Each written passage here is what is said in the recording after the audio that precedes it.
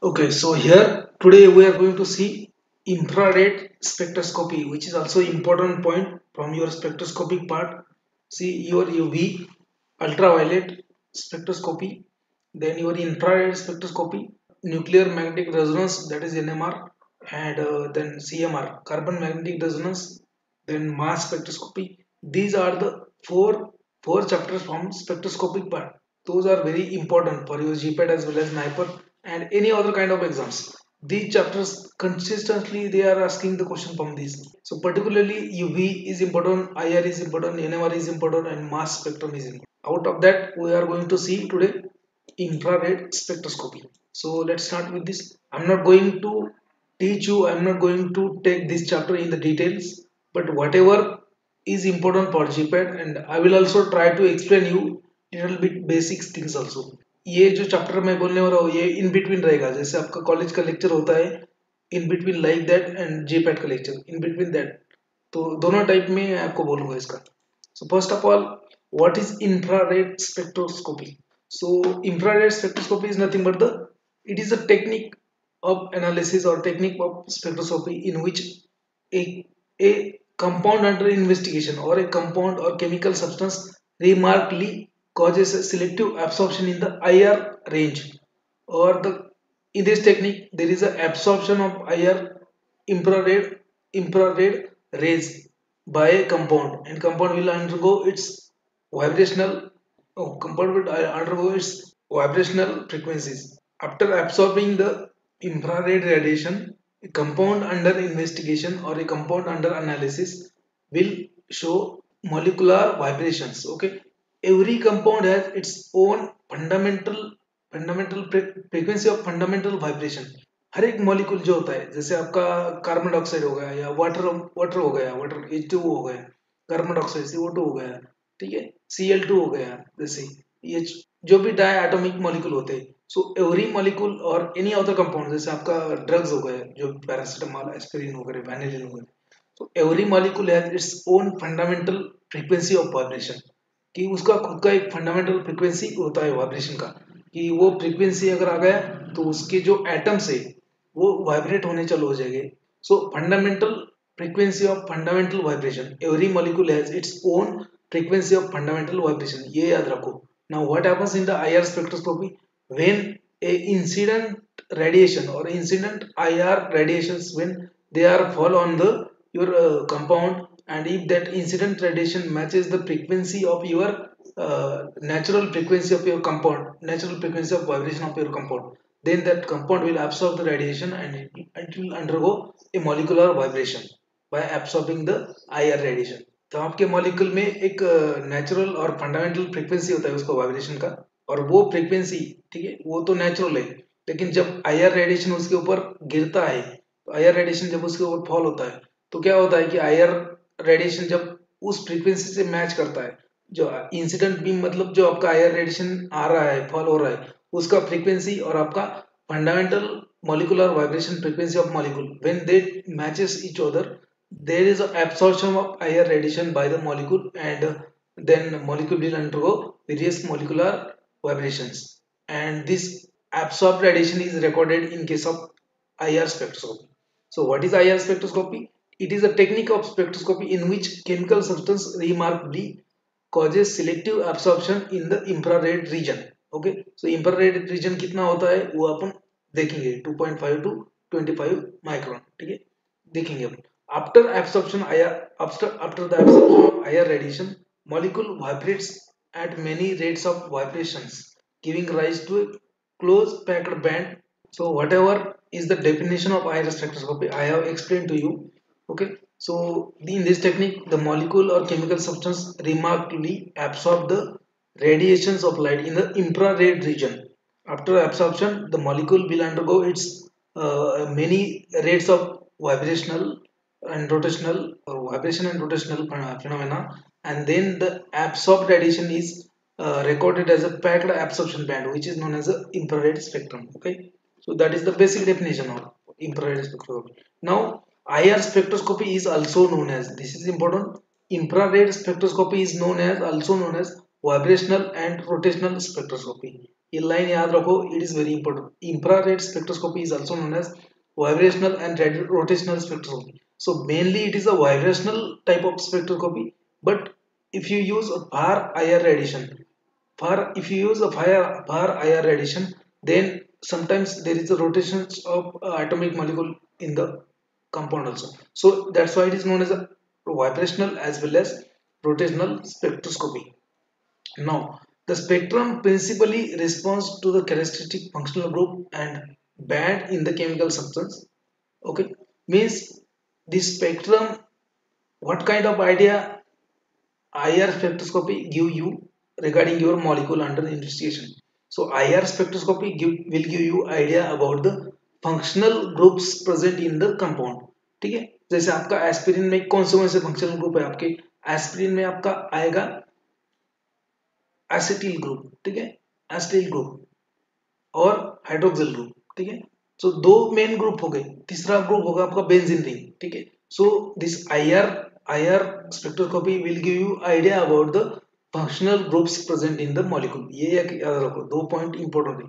So IR spectroscopy is also known as vibrational rotational spectroscopy and it will give you idea regarding, it will give you information regarding the functional groups present in the molecule. So IR spectroscopy is known as vibrational rotational spectroscopy, and spectrum principally responds to a characteristic functional group and band present in the chemical substance. So IR spectrum is a fingerprint for identification of chemical substance. So fingerprint for identification of chemical substance. How? Because each and every chemical substance or each and every organic molecule will have its different structure, and that's why it will have a specific absorption pattern in the IR spectroscopy. कि IR का graph जो होता है उसके ऊपर हर एक compound का अलग अलग एब्सॉर्प्शन पैटर्न रहेगा। आपका IR का ग्राफ के ऊपर हर एक कंपाउंड का अलग अलग एब्सॉर्प्शन पैटर्न रहेगा, ठीक है। अगर उसका केमिकल नेचर अलग है, फॉर एग्जांपल आप एस्पिरिन देखोगे तो एस्पिरिन का ग्राफ अलग आएगा, पैरासिटामोल का ग्राफ अलग आएगा, क्योंकि एस्पिरिन में फंक्शनल ग्रुप अलग है, पैरासिटामोल में फंक्शनल ग्रुप अलग है। तो obviously depending upon the type of functional group, depending upon the type of vibration, it will undergo upon the IR irradiation. So it will absorb in a particular wave number only, and it will produce a characteristic pattern on the IR graph, infrared spectrum. So that's why each and every molecule will have its unique pattern on the IR spectrum, and that's why it is a fingerprint for identification of chemical substance. Infrared spectroscopy involves the analysis of sample in a wavelength region ranging from 2.5 to 25 micron, ठीक है। तो IR का range कितना है आपका यहाँ पे 2.5 to 25 micron. सो आपको थोड़ा सा कंफ्यूज करने के लिए भी पूछ सकते हैं। So IR spectroscopy involves the analysis of sample in a wavelength region of, और आपको ऑप्शन देंगे। So 2.5 to 25 micron, 2.5 to 25 micron. In other words, or in the term of wave number, you can call 4000 to 400 centimetre inverse, ठीक है। IR का range आपको मालूम होना चाहिए, इंपॉर्टेंट है। आपको मैच द फॉलोइंग टाइप का क्वेश्चन पूछेंगे कि एक कॉलम में देंगे आपको आईआर, उसके बाद एनएमआर, उसके बाद में यूवी, इस टाइप का देंगे, और एक मास ओवर स्पेक्ट्रोस्कोपी देंगे या फिर इमिशन का देंगे, और उसको एक साइड पे देंगे आपको वेवलेंथ, ठीक है। जैसे 200 to 400, 400 to 800, then 2.5 to 25 micron और 2.5 to 15 माइक्रोन, ऐसा, ठीक है। या फिर आपको हर्ट्ज में देंगे। So you should able to match the spectroscopy and its wavelength range. So they can ask question on this. So IR spectroscopy involves the analysis of sample in the wavelength region ranging from 2.5 to 25 micron, or in the terms of wave number 4000 to 400 centimeters inverse. ये याद रखो आप, यहाँ पे दो तीन question बन सकते हैं आपको। द पीक और band position in the infrared spectrum is expressed as a wave number having unit centimetre inverse. कि यहाँ पे कैसा है, नैनोमीटर नहीं है या फिर माइक्रोन में नहीं बोला जाता, ग्राफ के ऊपर लिखा जाता है कि centimetre inverse in the terms of wave number. कि ग्राफ में आपको यही दिखेगा, कौन सा वेव नंबर, कि कौन सा ग्रुप कितने वेव नंबर पे एब्सॉर्ब करता है, ठीक है। फॉर एग्जांपल ये और आपको एल्डिहाइड कीटोन होगा, so aldehyde and ketone will absorb particularly in the range of 1680 centimeter inverse to 1720 centimeter inverse. So that is the characteristics of this aldehyde and ketone functional group, कि अगर आपके compound में aldehyde function group होगा या फिर ketone होगा तो उसका ग्राफ में एक पीक आएगा कहाँ पे 1680 ओके से लेके 1720 तक वहां पे पीक आएगा। पर्टिकुलरली अगर अल्डिहाइड है स्ट्रक्चर में तो आपका पीक आएगा 1680 के नियर नियर आसपास सेंटीमीटर इनवर्स। अगर आपके ग्रुप में आपके कंपाउंड में कीटोन है तो उसका ग्रुप उसका पीक आएगा 1720 सेंटीमीटर इनवर्स। ठीक है, so functional group will have a particular functional group will have a particular absorption band in the IR spectroscopy, and that's why this IR spectroscopy is known as a functional group detection spectroscopy. So you can detect the what type of functional groups are present in your molecule by using IR spectroscopy. Now band intensity in the IR spectroscopy expressed as a percent transmissions or absorbance, the ratio of radiant power transmitted by the sample to radiant power incident on the sample is the transmission.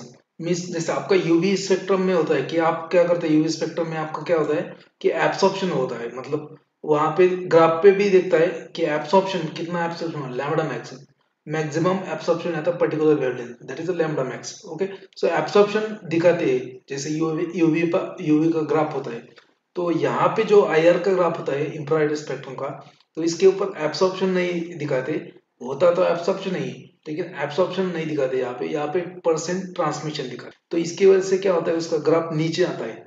जैसे UV का graph कैसा है ऊपर आएगा आपका, तो यहाँ infrared का ग्राफ कैसा आएगा नीचे आएगा, तो नीचे की नीचे वैली मतलब valley at lower side, so that's why because of IR spectrum is expressed or it is plotted percentage transmission versus wave number. So that is the percentage transmission. Now next point is different region in the IR radiation. This is important part, and many times they have asked a question on this. Now what do you mean by photographic region in the IR? IR infrared region ranging from visible to the 1.2 micron range। ठीक है, visible क्या होता है आपका 400 to 800। ठीक है, तो 400 to 800 visible होता है, लेकिन 800 टू 1.25 माइक्रोन 1.2 माइक्रोन रीजन जो होता है आपका स्पेक्ट्रम इलेक्ट्रोमैग्नेटिक स्पेक्ट्रम, तो उसको बोलते हैं आपको photographic region. So photographic region will range from visible to 1.2 micron। Okay, now next is a very near IR. So near IR or very near IR, so it is also known as overtone region. So very near IR is also known as overtone region. This line is important, and it will range from 1.2 to 2.5 micron. Then next one is a middle near IR, also known as a vibrational region. Near IR is also known as a vibrational region, and it will range from 2.5 to 25 micron, or it is also known as middle IR. Then next one is known as a far IR. So next one is a far IR. So far IR is also known as a rotational region, and it will range from 25 to 400 micron. ठीक है, तो देखो photographic reason कहाँ से होता है आपका, photographic reason आता है आपका विजिबल स्पेक्ट्रम से लेके 1.2 माइक्रोन के बैंड विड्थ और या फिर उसके रेंज में आता है, जो इलेक्ट्रोमैग्नेटिक स्पेक्ट्रम है उसका, तो उसमें देखेंगे आप 800 माइक्रोन से लेके 800 नैनोमीटर से लेके 1.2 माइक्रोन वहां तक आएगा आपका photographic region. Very near region उसको ओवरटोन रीजन भी बोलते हैं, वो आएगा आपका 1.2 टू 2.5 माइक्रोन। ठीक है, मिडल आईआर और नियर आईआर जिसको बोलते हैं इसको मिडल आईआर भी बोलते हैं। So near IR is also known as vibrational region, and it will range from 2.5 to 25 micron. कि आईआर आईआर का जो होता है रेंज, तो यही होता है 2.5 to 2.5 to 25 micron. Sorry, middle IR जिसको बोलते हैं 2.5 टू 15 माइक्रोन जो रहता है उसको मिडल आईआर बोलते हैं। नाउ फार आईआर किसको बोलेंगे, so it is also known as rotational region, ranges from 25 to 4000 micron. ठीक है, ये रेंजेस याद रखो आपको। मिडल आईआर नियर आईआर में क्या होता है, ओवरटोन रीजन किसको बोलते हैं और वाइब्रेशनल रीजन किसको बोलते हैं। अभी क्वेश्चन आपको ऐसा भी आ सकता है कि दे will not ask question like what is the what is the wavelength range for near IR. They can also ask the question like this. So mention the vibrational region of IR, vibrational region in the IR, और आपको ये सब देंगे 2.5 to 25 micron far IR. So far IR में क्या होता है कि फार आईआर जो होता है उसमें जो मॉलिक्यूल है, मॉलिक्यूल का रोटेशनल रोटेशनल वाइब्रेशन, रोटेशन भी होता है, रोटेशन ऑफ एटम्स, तो उसमें आता है रोटेशनल फ्रीक्वेंसी, आता है रोटेशनल मूवमेंट होता है, ठीक है। फर आयर में, नियर आयर में क्या होता है आपका, या फिर मिडल आयर में क्या होता है, वाइब्रेशन ऑफ मॉलिक्यूल होता है, जो भी एटम्स होंगे, डायटम एटम्स होंगे, उसका वाइब्रेशन होता है, ठीक है। वाइब्रेशन के डिफरेंट डिफरेंट टाइप्स होते हैं, अपन देखेंगे नेक्स्ट। नियर आयर क्या किसको बोलते हैं, ओवरटोन रीजन को ही नियर आयर बोलते हैं। सो ये रेंजेस इंपॉर्टेंट है, बुक में भी दिया है, बुक में एज इट इज मेंशन है ये, ठीक है, ये इंपॉर्टेंट है, इसके ऊपर क्वेश्चन आ सकता है। नाउ फिंगरप्रिंट रीजन, इसके ऊपर डायरेक्टली 2 बार क्वेश्चन आ चुका है। What is the fingerprint region in the IR spectroscopy? So the region from 600 to 1400 centimetre inverse, 600 to 1400 centimetre inverse, याद रखो, it is known as a fingerprint region, it is known as a fingerprint region. और इसमें क्या आता है, in this fingerprint region every molecule will have characteristic absorption bands in the infrared spectroscopy, ठीक है। इसको बोलते हैं फिंगरप्रिंट रीजन। इसमें सिर्फ आपका हाइड्रोजन, कार्बन, कार्बन हाइड्रोजन जो मेन स्केलेटन होता है, सी सी बॉन्ड, देन सी सी डबल बॉन्ड, या फिर सी एच बॉन्ड, तो कार्बन हाइड्रोजन में जितने भी बॉन्ड पॉसिबल है, डबल बॉन्ड, सिंगल बॉन्ड, तो वो उसका एब्सॉर्प्शन इस रीजन में होता है, 600 to 1400 centimetre inverse wave number, ठीक है। तो उसको बोलते हैं फिंगरप्रिंट रीजन। और बाकी का जो है वाइब्रेशनल रीजन जो है, इसमें क्या होगा, इसमें आपका सिर्फ फंक्शनल ग्रुप्स, जैसे आपका, जैसे बोला ना मैंने कि ब्यूटाइल अल्कोहल, ब्यूटानॉल, ब्यूटानॉल हो गया, ब्यूटानॉल हो गया, तो ब्यूटानॉल में हाइड्रोक्सिल ग्रुप जो है, अल्कोहल ग्रुप जो है, तो वो एज अ फंक्शनल ग्रुप है।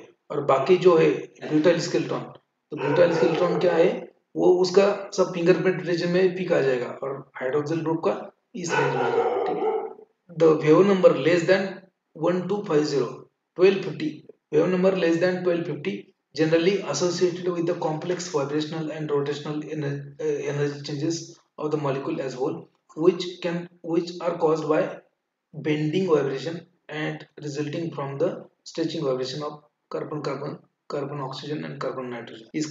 इसके नीचे जो रीजन होता है 1250 सेंटीमीटर इनवर्स के नीचे रीजन होता है, उसको बोलते हैं अपन बेंडिंग रीजन, क्योंकि उसमें क्या होता है कि बेंडिंग वाइब्रेशंस होते हैं, और कभी कभी stretching vibration and bending vibration कभी कभी कपल हो जाते हैं उसमें, तो इसमें कॉम्प्लेक्स वाइब्रेशंस होता है below 2000, sorry, below 1250 centimetre inverse, मतलब इसके नीचे, तो that's why there is a fingerprint region. Wave number is nothing but the reciprocal of wavelength. We have seen in the previous lecture also. Theoretical basis for IR radiation absorption by a compound.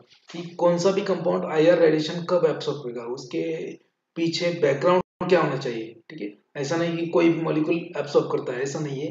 There are certain qualities of compound, there are certain qualities that a compound must have to absorb IR radiation, कि compound में कुछ कुछ qualities होनी चाहिए, तभी वो IR radiation को absorb करेगा, नहीं तो ऐसा नहीं कि कोई भी कंपाउंड करता है, ऐसा नहीं। सो उसका थ्योरेटिकल बेसिस क्या है, इसके ऊपर भी क्वेश्चन आ चुका है already. First one is correct wavelength और radiation, okay, first one is correct wavelength और radiation. So every chemical compound has a natural frequency of vibration, as I have told you, कि हर एक कंपाउंड का उसका नेचुरल फ्रीक्वेंसी होता है vibration का। कि जैसे H2O मॉलिक्यूल है, उसमें क्या होगा कि H2O मतलब ऑक्सीजन सेंट्रल मॉलिक्यूल है और 2 हाइड्रोजन साइड है, ठीक है। तो ये it is a diatomic molecule, तो उसका एक नेचुरल फ्रीक्वेंसी ऑफ वाइब्रेशन होगा, ठीक है। तो वो वाइब्रेशन ने उसको बोलते हैं natural frequency of vibration. Now when a incident radiation of same wavelength as that of the natural frequency of molecule comprising functional group matches to a compound, then compound will absorb IR radiation. तो वो बोला था मैंने, जैसे natural frequency of vibration होता है molecule का, अगर आईआर रेडिएशन उसी फ्रीक्वेंसी का और उसी वेवलेंथ का अगर उसके ऊपर बम्बार्ड किया, तो molecule will absorb that radiation and will undergo molecular vibrational by absorbing that. मतलब आईआर रेडिएशन एब्सॉर्ब होगा, मतलब क्या होगा कि आईआर रेडिएशन एब्सॉर्ब करने के बाद जो आईआर का एनर्जी होता है, वो एनर्जी मॉलिक्यूल को ट्रांसफर हो जाता है, और वो मॉलिक्यूल एनर्जी ट्रांसफर होने के कारण वो वाइब्रेट होने लगता है। वाइब्रेट होने लगता है मतलब वाइब्रेट मतलब ऐसा मोबाइल मोबाइल से वाइब्रेट नहीं, कि जैसे H2O मॉलिक्यूल है, कि सेंट्रल आइटम ऑक्सीजन है, साइड में क्या है, बॉन्ड बॉन्ड हाइड्रोजन। तो वाइब्रेशन मतलब क्या है, उसका एक तो हाइड्रोजन और ऑक्सीजन के बीच में का बॉन्ड लेंथ कम ज्यादा होगा, ठीक है। या फिर हाइड्रोजन और ऑक्सीजन के बीच में का जो बॉन्ड एंगल है वो कम ज्यादा होगा, तो उसको बोलते हैं वाइब्रेशन। सो अगर बॉन्ड लेंथ कम ज़्यादा होता है तो उसको बोलते हैं स्ट्रेचिंग वाइब्रेशन, और बॉन्ड एंगल कम ज़्यादा होता है तो उसको बोलते हैं अपन बेंडिंग वाइब्रेशन। तो ये अपन नेक्स्ट स्लाइड में देखेंगे, don't worry. So here just every molecule has its natural frequency of vibration when incident radiation of same wavelength as that of the natural frequency of molecule comprising the functional group or atoms matches to a compound, then compound will absorb the higher radiation. For example, hydrochloric acid HCl molecule has a natural frequency of vibration 7.8 into 10 raised to 13, that is 2890 centimetre inverse. ये wave number पे इसका natural frequency of vibration है HCl का। तो ये अगर wavelength का या वेव नंबर का रेडिएशन आया रेडिएशन अगर HCl पे गिरेगा तो ये HCl क्या करेगा, एब्सॉर्ब करेगा उसको और एनर्जी लेगा उससे, और HCl क्या होगा, HCl मॉलिक्यूलर वाइब्रेशन दिखाएगा। When radiation of same frequency higher radiations are incident on the molecule, it will absorb the radiation and it will show fundamental vibrations. This is the theoretical basis. Now and again, dipole moment, which is very important part. On this part they already asked the question in the GPAT.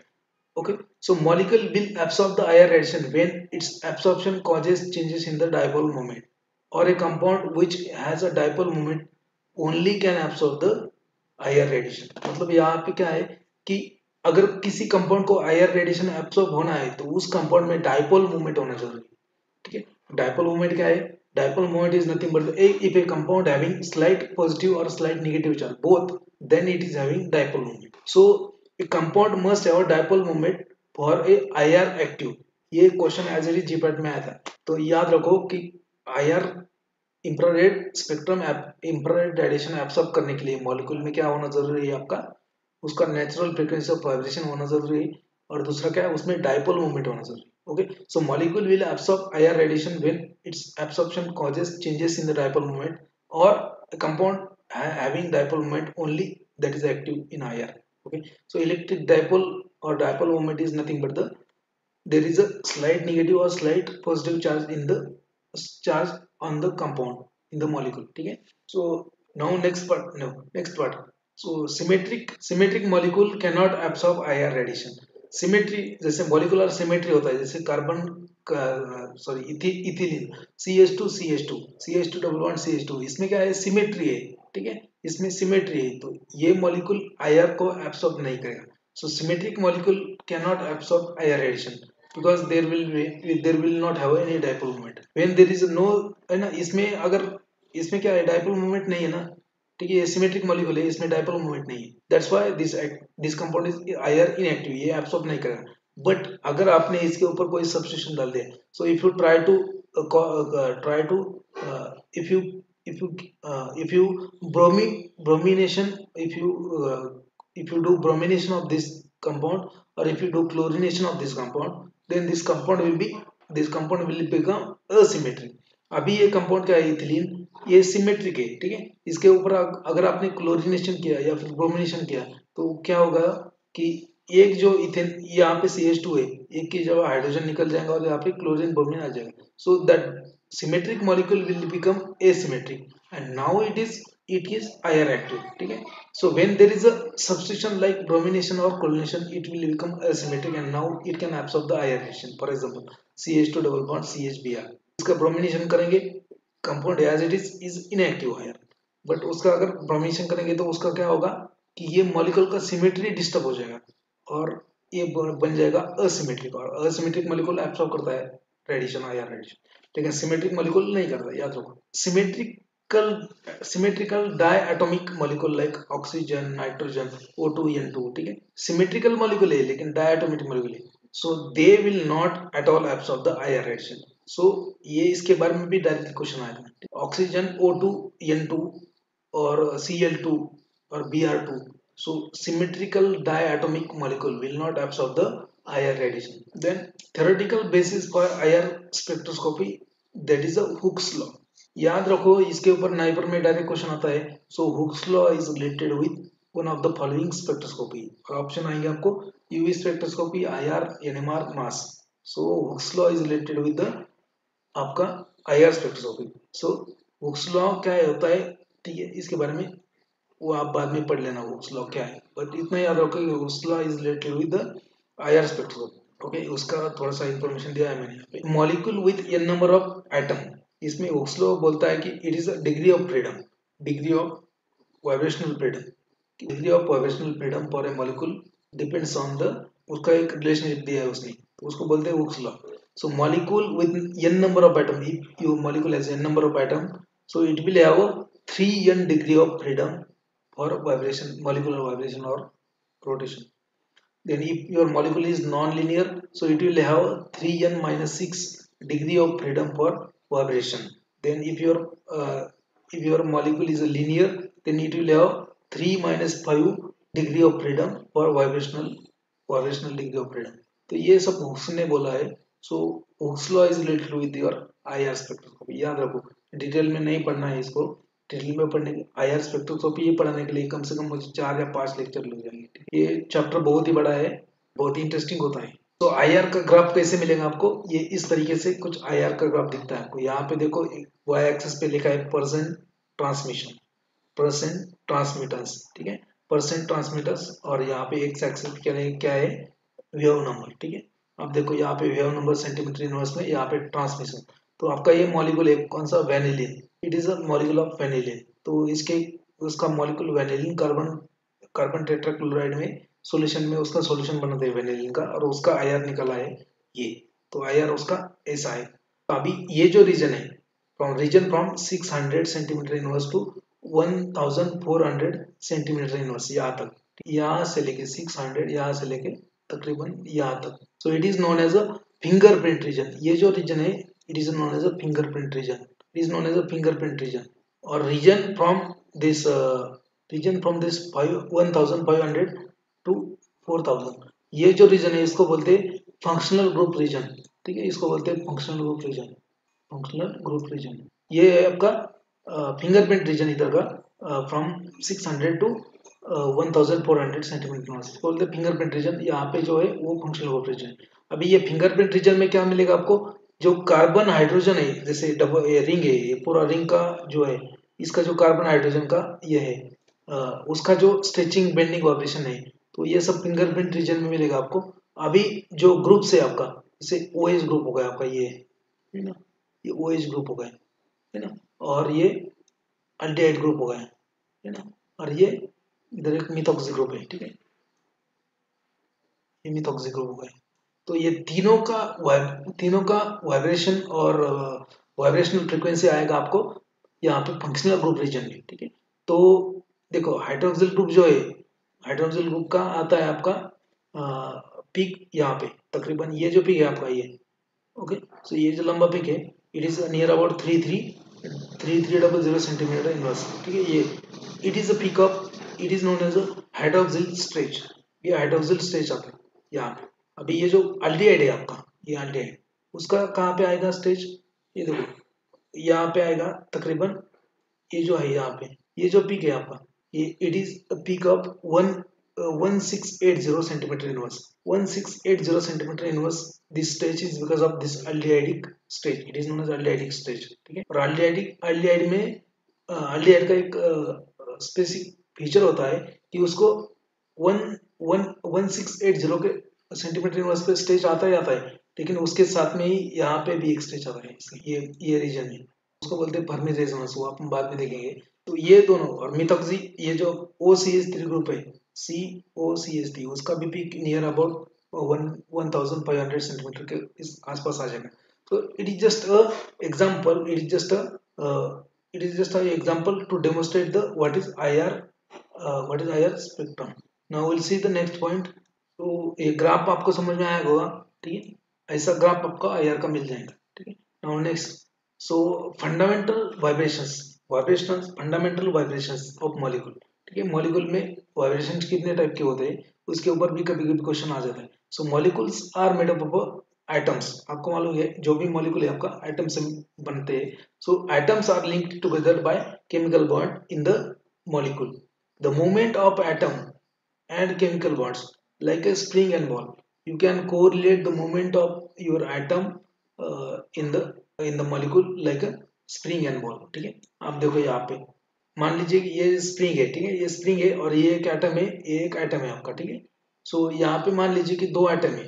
ठीक है, दो atom, they are connected by bond. Bond is like a spring. ठीक है, So what type of different kind of vibrations, molecular vibrations will be there. So there are two principal molecular vibration, stretching and bending. ठीक है, stretching and bending. अभी देखो इसको, यहाँ पे अगर आपने पकड़ा आपके फिंगर्स में ये स्ट्रक्चर, ठीक है, स्प्रिंग के ऊपर दो बॉल लगा दिया आपने छोटे छोटे और पकड़ा। अभी आप बताइए मुझे कि उसको स्ट्रेच करने के लिए, मतलब या ये साइड से खींचने के लिए, ये साइड से खींचने के लिए ज्यादा एनर्जी लगेगा, या फिर उसको बेंड करने के लिए, मतलब ये एक में के नजदीक आने के लिए, सो यहाँ से यहाँ से ये लाने के लिए कौन सा एनर्जी है?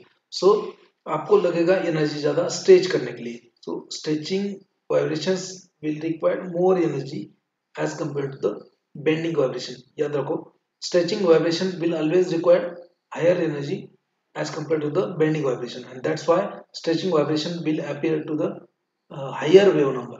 ठीक है, तो ये हो गया आपका स्ट्रेचिंग, यहाँ पे स्ट्रेच किया आपने तो एनर्जी लग जाएगा, लेकिन यहाँ से सिर्फ बेंड करने के लिए बहुत ही कम एनर्जी लगेगा। So that's why bending vibration required less energy.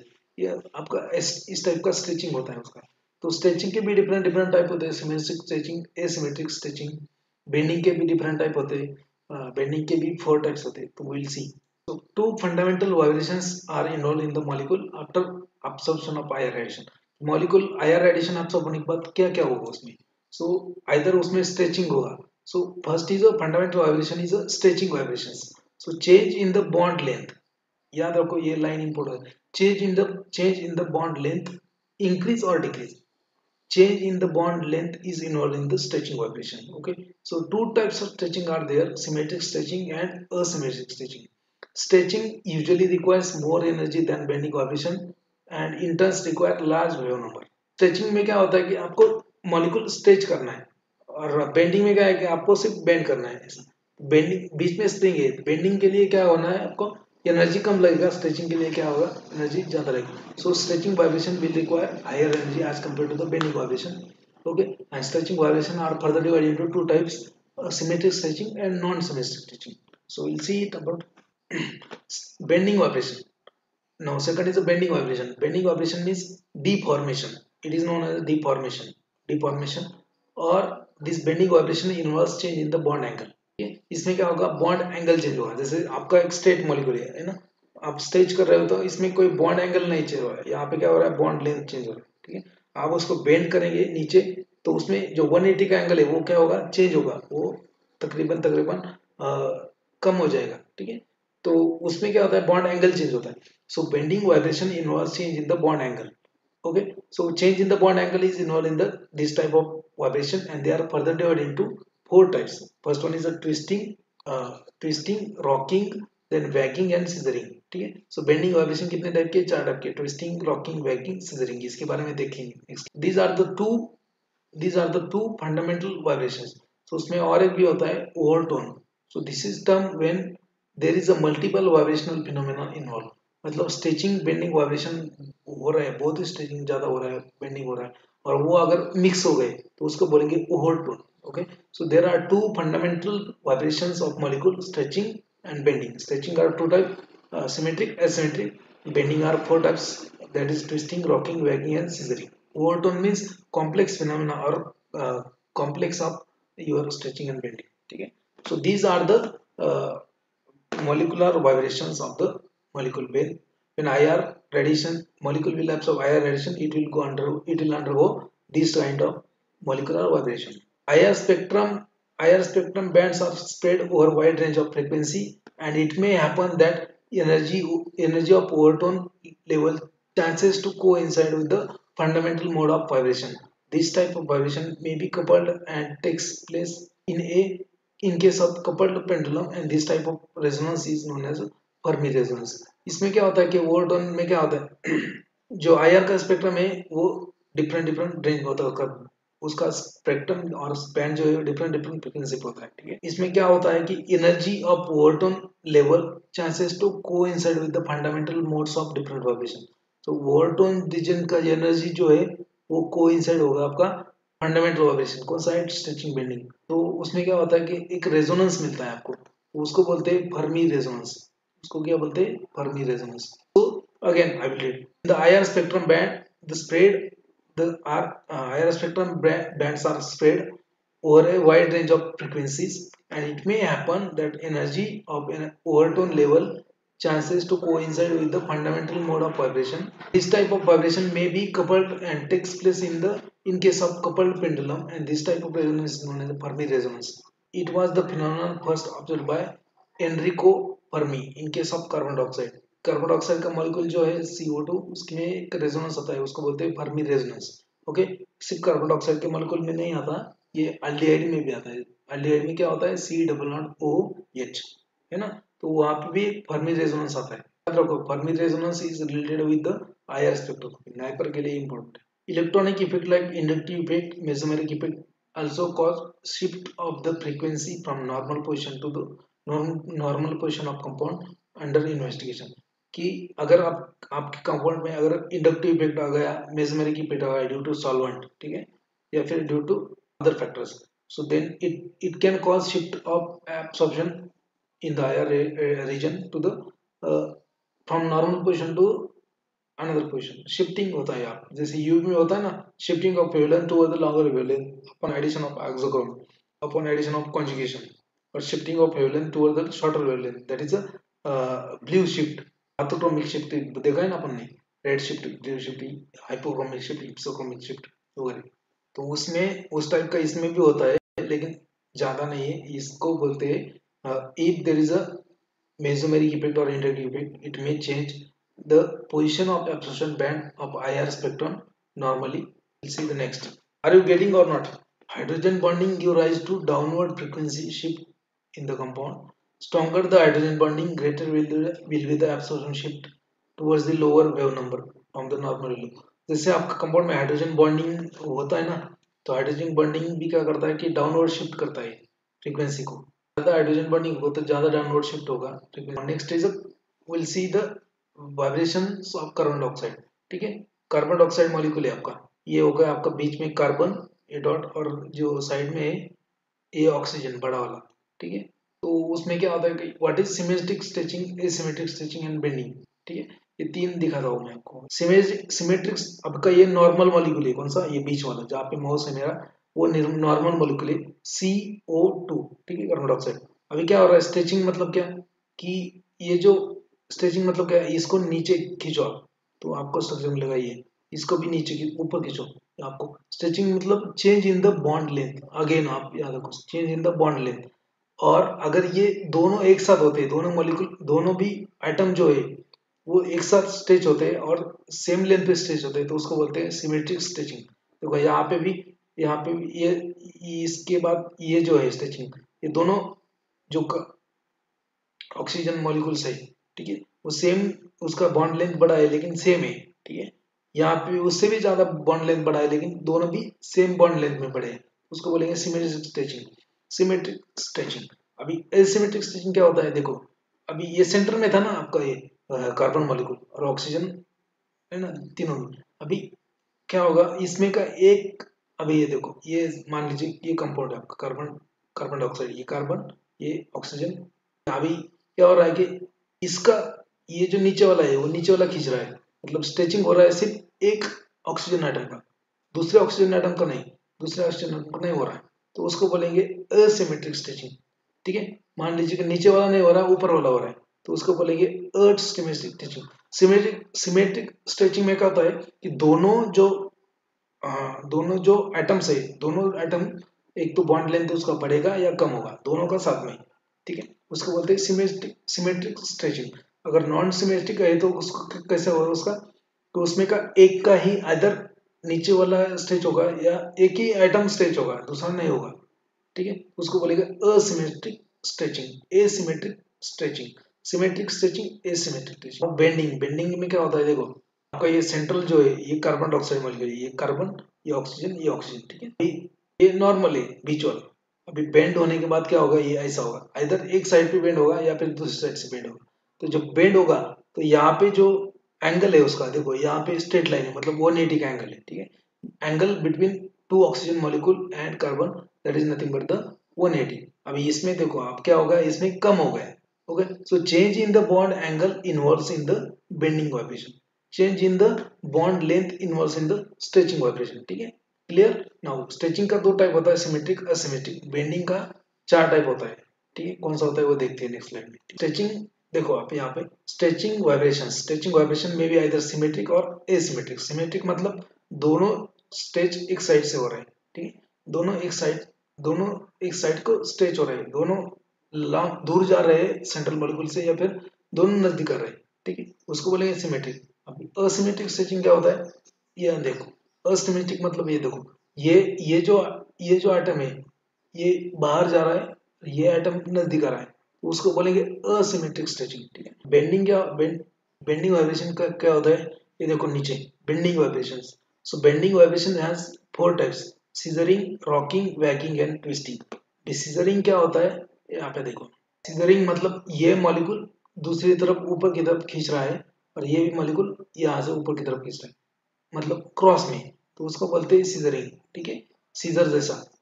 Rocking मतलब ये दोनों मॉलिक्यूल एक तरफ जा रहे हैं, दोनों भी आइटम एक तरफ जा रहे हैं, इधर इधर इधर जा रहे हैं, लेफ्ट साइड में इधर राइट साइड में, तो उसको बोलेंगे रॉकिंग। रॉक कर देना आप ऐसा, जैसे यहाँ पे जा रहा हो, यहाँ से जा रहा हो, that is rocking. Now waging मतलब क्या, ये ऊपर वाली साइड पे जा रहा है, उसको बोलते हैं वैगिंग। और ट्विस्टिंग क्या बोलेंगे, वैगिंग क्या होता है कि दोनों मॉलिक्यूल ऊपर वाली साइड पे जा रहे हैं, तो उसको बोलेंगे वैगिंग। और एक ऊपर एक नीचे जा रहा है, तो उसको बोलेंगे ट्विस्टिंग, ट्विस्ट हो रहा है। ठीक है, ट्विस्ट कैसे होता है। These are the four bending vibrations, and these are the two stretching vibrations. Now we'll see the next part, that is nothing but the instrumentation part of your IR spectrum. Now instrumentation, obviously in IR, a typical IR spectrum will have radiation source, then monochromators, then again detectors, sampling cells, etc, etc. Okay, so we'll see different type part of IR spectrometer in short. ठीक है, radiation source क्या रहेगा, so radiation source must be intense and enough radiation and extend over desired wavelength. ऐसा नहीं कि radiation source है उसका quality होना चाहिए कि उसने इंटेंस रेडिएशन देना चाहिए, और जो भी डिजायर्ड रेंज में चाहिए आपको उस रेंज में देना चाहिए, that is radiation ideal quality of radiation source. वो रेडिएशन सोर्स कितने टाइप के आते हैं आईआर में। इन the IR spectroscopy radiation source में भी incandescent lamp, then nurse glower and globar source or mercury arc. So these are the four types.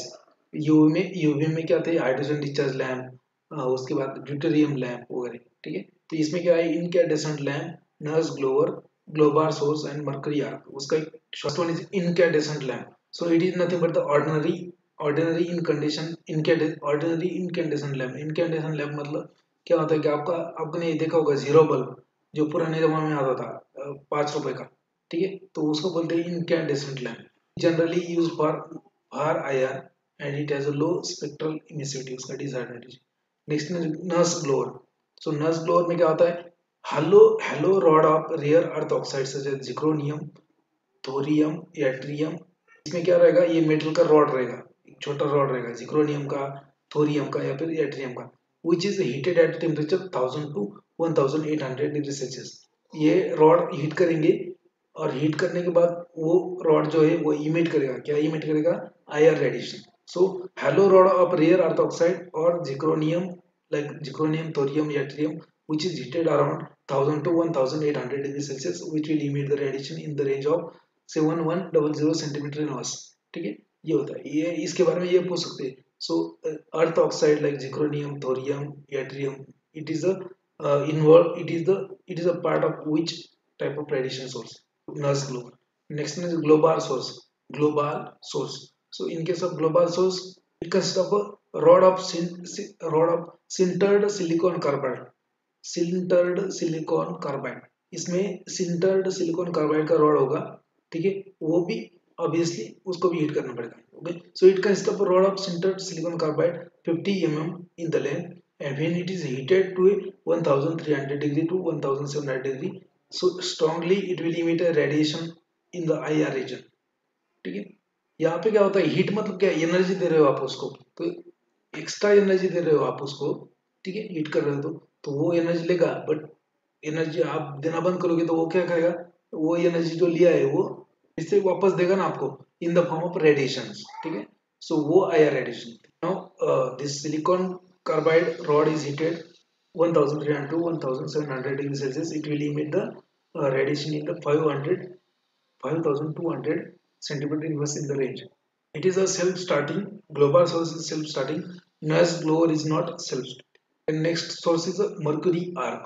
So mercury arc is again special special high pressure mercury lamps are used which will emit the IR radiation in the range of less than 200 centimeter inverse.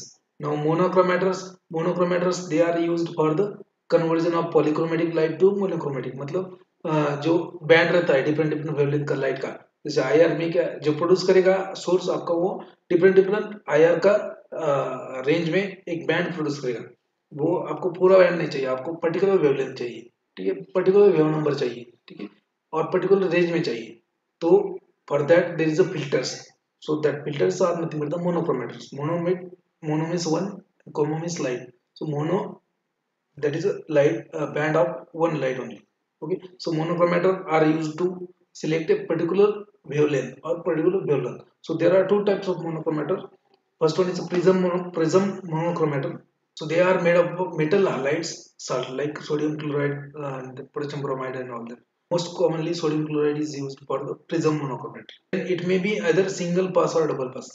Grating monochromator. So here prism monochromator is replaced by grating, and higher dispersion can be achieved by refractive grating, most common than prism. See, grating monochromator are most commonly used than prism. So यहाँ पे grating होगा, dispersion होता है इसमें. इसमें भी dispersion ही होता है, लेकिन ये अलग है. तो इसका एक रूल होता है, उसका एक ये होता है equation. The transmittance grating, that is n lambda is equal to d into sin I. ऐसा उसका इक्वेशन होता है, बाद में पढ़ लेना. Next part is sampling set. So first I will save the recording and will continue again.